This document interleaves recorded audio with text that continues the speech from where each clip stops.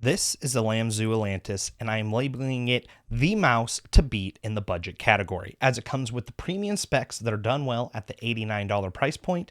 My copy is also flawless, which these days is nearly unheard of. Overall, it feels extremely high quality and solid, to the point I would put it against other $150 mice in the sense of overall feel and operation. Despite that, holistically, it doesn't quite compete with Razer's latest lineup, which is currently at the top spot for me, but is competitive with everything else where it trades blows or beats. I think the shape is going to be the biggest part that holds this mouse back for people, as it's the only mouse that I've ever had to actually acclimate to other than the Logitech G900 back in 2016. Since that time, I've tried a stupid amount of mice, so that is quite the statement. So let's see if this is the right mouse for you. Let's get nerdy. Today's video is sponsored by Deathadder, who helped pay for this mouse along with convince me to review it. All thanks goes to him, so show your support down in the comment section down below. Also, Deathadder, thank you so much for the support, my dude. I deeply and truly appreciate it. If anyone else has a recommendation on what I should review next, or has any questions about this mouse, let me know in the comment section down below, and I'll reply back to you. Talking about the shape first, it's kind of an odd duck that takes the best of a bunch of different popular mice and puts them all together into a single amalgamed shape.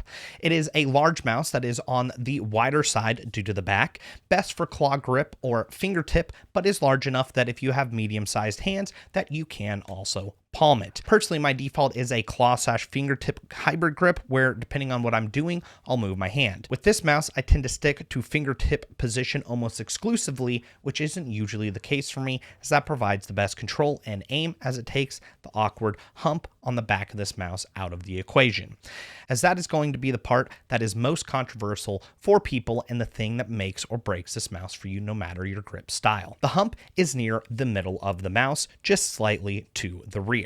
It is a medium profile like the G Pro X, and then cuts off quickly at the back like the Razer Viper.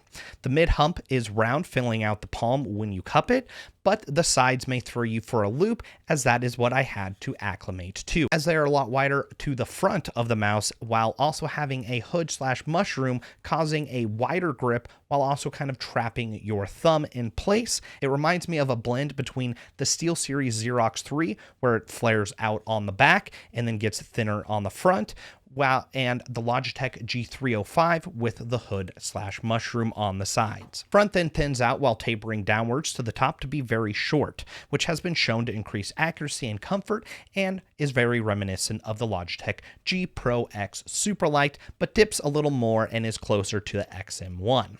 Side buttons are medium sized and angled in the right place for the thumb and feel crisp. You can dedicate or roll click them easily. They require medium actuation force with almost no pre-travel and very mild post-travel, ending with a tight, satisfying, springy, crisp click. Easily up there with some of the best implementations that I've tried. It comes in at 55 grams with a solid shell without any flex, which is excellent. I found that the 60-gram mark for most people is ideal, as it is still light, but not too light, while still being heavy enough to still feel. It has a good balance. Sensor is ever so slightly forward to the mid. Based on Google searches, I'm not seeing any real quality control issues either.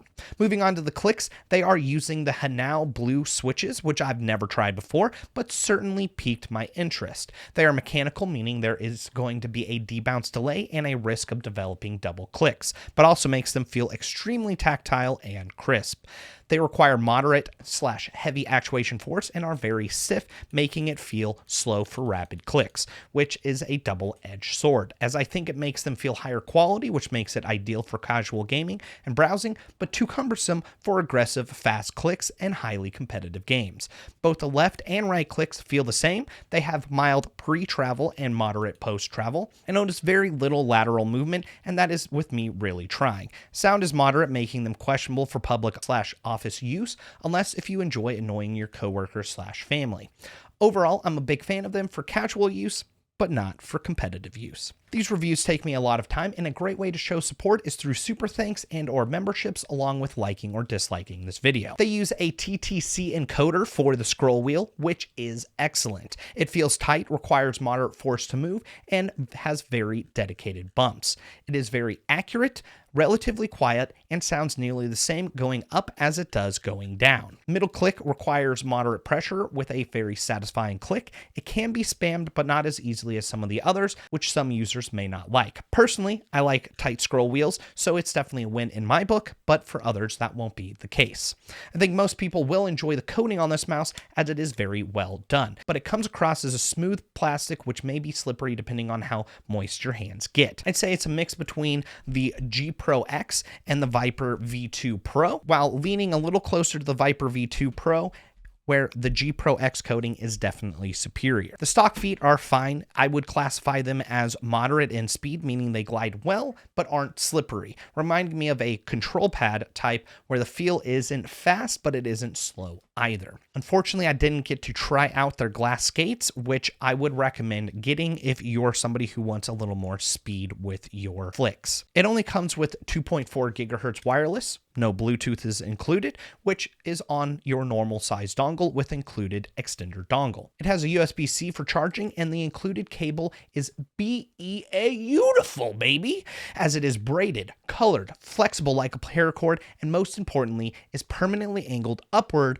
which dramatically reduces drag on the off chance you actually need to use this guy while charging. I actually use it on all my mice now. It is that good.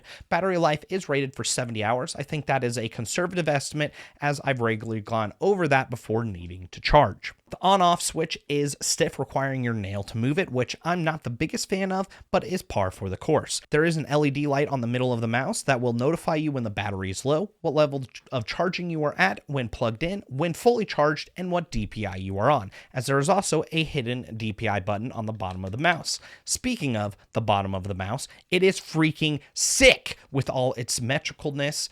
It's the small things like this that are all found all over this mouse that really separate it from the competition. It does come in multiple colors in case white and pale blue is not your jam. Feel free to skip the next section via the chapters down below, as we are about to split some hairs and are firmly rooted in diminishing returns. But this is important to me, so we're going to discuss it. It comes with the PMW 3395 optical sensor, which is a variant of Razer's Focus Plus sensor, which they no longer hold exclusivity to. Spec-wise, it makes it the third best sensor on the market that I'm aware of, only being beaten by Razer's current Focus Pro and Focus Plus sensor. It may have the same features as the Focus Plus, but the firmware and software isn't at the same level, making it perform worse and more on par with lower end sensors. As the adjustable landing / liftoff distance and motion sync that are found inside the 3395 are the main things that make it perform better than the competition.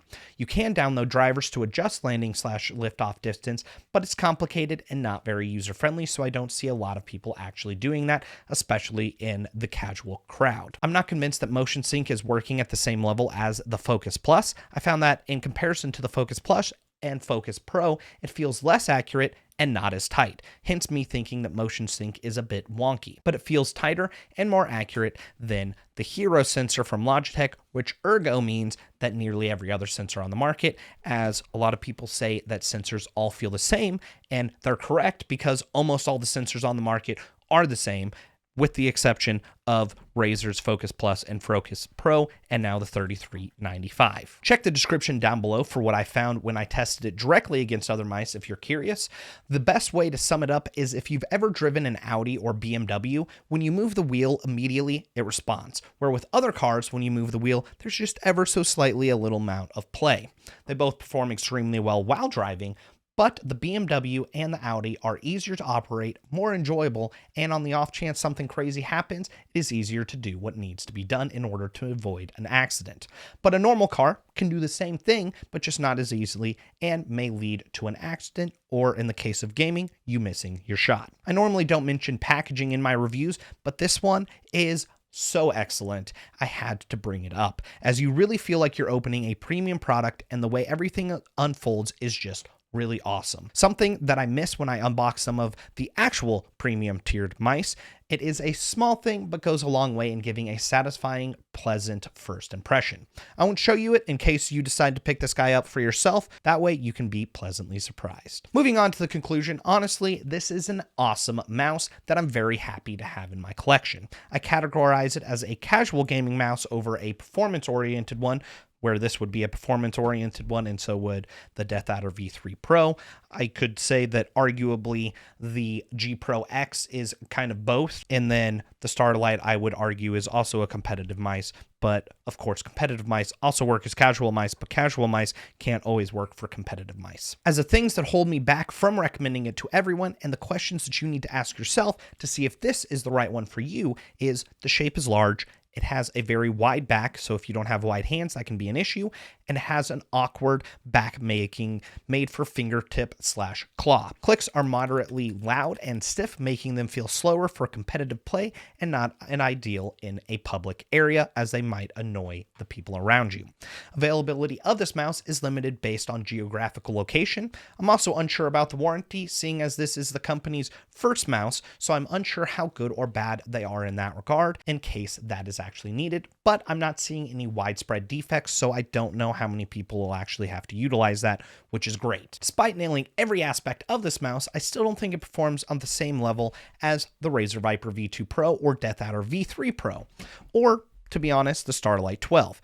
And it shouldn't, seeing as the price difference there is massive. The G Pro X might simply be better just by having a better shape, but I'd take the Atlantis over it any day of the week because I think it performs a lot better. But from all the other budget mice I've tried, this easily takes the top spot, absolutely destroying Glorious or really any other mouse in that same price category, especially for generalized browsing or casual gaming. And I would also even recommend, even in that same price category, that this guy is going to perform way better than most of those guys, since I was pitting it up against the best of the best, and it was still getting close to beating them. But for me personally, once I get semi-competitive with this guy, it goes back on the shelf and I grab a different mouse just because I can, and I'm blessed to be in that position. If you enjoyed this review, make sure to give it a like, and if not, a dislike. And of course, if you would like to see more content like this, hit that subscribe button. A great way to support this channel is through super thanks and or memberships and or Amazon associate links. Remember, the comment section's got you if you have any questions, where I will certainly respond back. Otherwise, I'll see you and your beautiful face on the next one. God bless and peace out.